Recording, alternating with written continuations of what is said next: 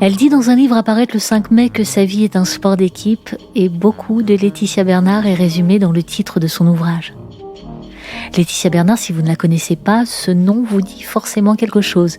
Vous l'avez entendu au petit matin dans un taxi, dans votre cuisine ou votre salle de bain, sur la route des vacances, en balayant la bande FM avec des arrêts aux stations France Inter ou France Info. Laetitia Bernard est journaliste. Elle officie à la direction des sports de Radio France.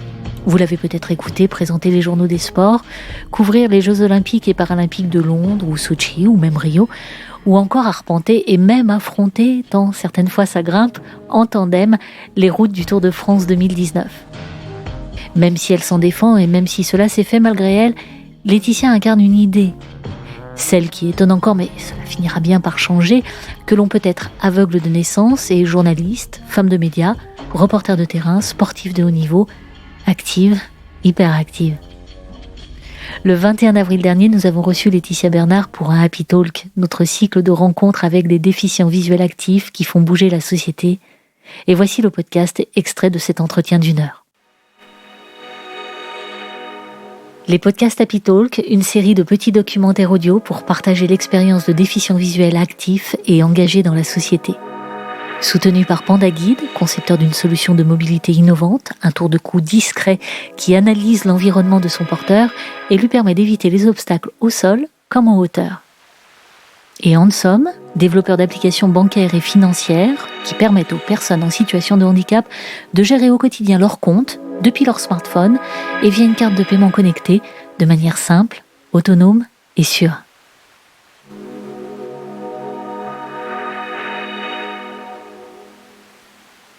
Dans une même semaine, Laetitia Bernard peut parler aux auditeurs de la radio, murmurer à l'oreille de chevaux, franchir des cols à vélo en duo et apporter les dernières retouches à son premier livre. Laetitia Bernard est journaliste, championne de saut d'obstacles handisport et autrice. Une boule d'énergie à multiples facettes et dans ce podcast, nous ne regarderons Laetitia qu'au travers de l'une seule d'entre elles, mais pas des moindres, journaliste professionnelle au sein de la première radio de France. Une facette qui intéresse beaucoup de jeunes déficients visuels que les métiers du journalisme et de la production audio attirent. Nous faisons donc un petit focus sur sa pratique professionnelle et l'état d'esprit avec lequel elle l'aborde, et vous allez voir que là aussi, c'est un sport d'équipe. Alors, au commencement, il y a un choix, une volonté. J'avais envie de faire un métier passion, donc quelque chose où moi j'allais aussi pouvoir m'épanouir. J'aimais ce vecteur de communication avec de l'information, avec du partage. Aller dans le journalisme, ça me permet moi de rencontrer aussi énormément de personnes, de réfléchir à plein de sujets différents, d'aller collecter de l'information et évidemment ça nourrit ma curiosité. Puis vient ensuite un parcours.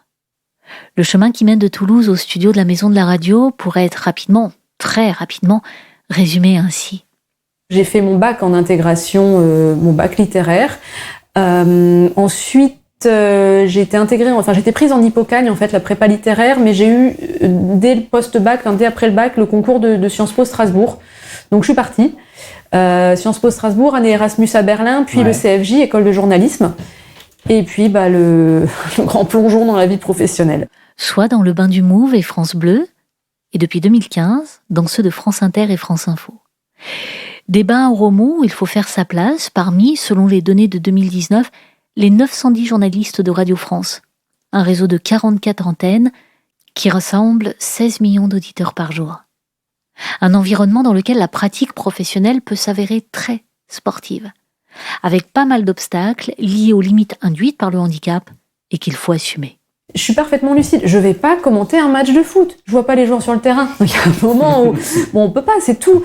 Une manif, je vais pas y aller, effectivement, parce que, ça bouge de partout, on sait pas qui est où. Pareil, une course, même sur les Jeux Paralympiques, je vais pas faire un direct sur le slalom de Marie Bochet, parce que je peux pas vous dire si elle fait un bon chrono ou si elle skie bien. C'est vraiment aussi une question de lucidité, de savoir ce qu'on peut proposer. Il faut aussi savoir, ça on l'apprend aussi avec le temps, où est-ce qu'on est le plus opérationnel et après au niveau de l'encadrement RH, être positionné sur les postes qui vont être où on va être le plus efficace, où on va pouvoir pour qu'on puisse être complémentaires les uns et les autres avec les autres membres de l'équipe. Il y a des situations complexes, mais aussi bien mes collègues là, la direction des sports que mes chefs, etc. elle y est, cette discussion. D'accord. Et cette franchise de part et d'autre aussi, en fonction des besoins réels, de ce que moi je peux faire, de eux aussi comment ils le sentent. On avance vraiment dans le dialogue. Il y a encore quelques années, j'osais pas trop leur expliquer. J'étais hyper gênée de demander, j'avais peur, j'avais des boules dans le ventre.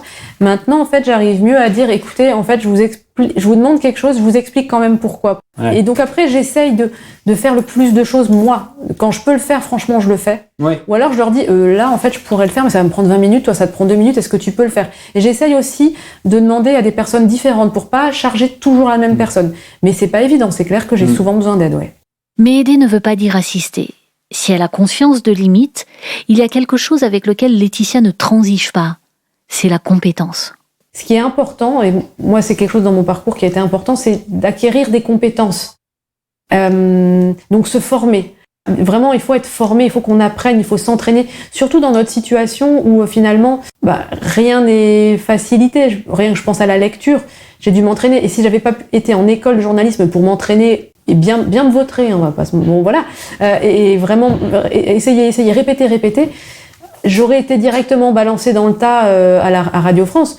Je n'allais pas au bout. Il faut quelque chose d'encadré. Il y a besoin vraiment d'acquérir ces compétences derrière, d'acquérir des techniques, de se former. Mais comme pour tout le monde en fait, mais en pire, je dirais. Enfin en pire, encore plus réel là. Et Laetitia Bernard d'insister. Le handicap est un obstacle, mais pas une excuse. Ça aussi, c'est important.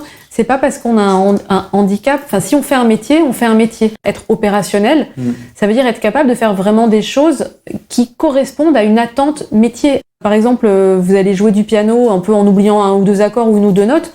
Quelqu'un va dire, ouais, mais de toute façon, il est aveugle, alors c'est pas grave, il fait quand même à peu près. Non, rien du tout. Dans le travail, on fait pas à peu près. Enfin, on peut se tromper comme tout le monde, on peut avoir des difficultés, des zones plus ou moins de faiblesse ou quoi, mais le handicap n'a pas, on peut pas prendre prétexte. On bosse, on crée si vous faites du pain, mais que vous dites, je sais pas, mais j'arrive pas bien à peser la farine parce que je vois pas bah ouais, mais le pain il est dégueulasse. Donc là, vous trouvez une solution pour compenser le fait que vous ne voyez pas où c'est marqué la mesure de la farine, mais vous faites du pain qu'on pourra manger, quoi. Enfin, je sais pas. Ouais, voilà.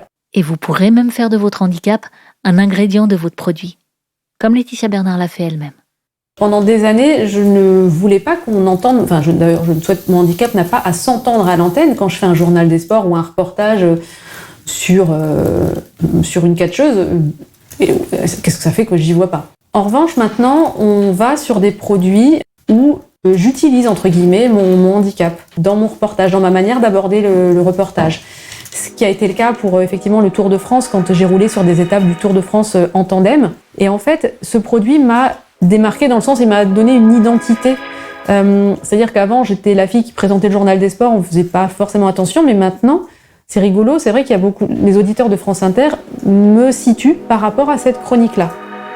Alors au passage, l'échappée de Laetitia sur le Tour de France et le peloton des épisodes de sa chronique sont disponibles sur le site de France Info à l'adresse www.francetvinfo.fr.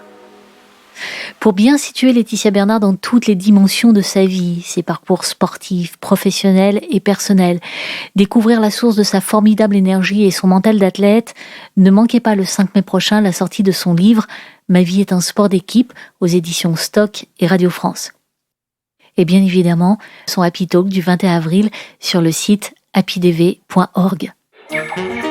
Ce programme est soutenu par Panda Guide, concepteur d'une solution de mobilité innovante, un tour de coude discret qui analyse l'environnement de son porteur et lui permet d'éviter les obstacles au sol comme en hauteur, et Handsome, développeur d'applications bancaires et financières permettant aux personnes en situation de handicap de gérer au quotidien leurs comptes depuis leur smartphone et via une carte de paiement connectée de manière simple, autonome et sûre.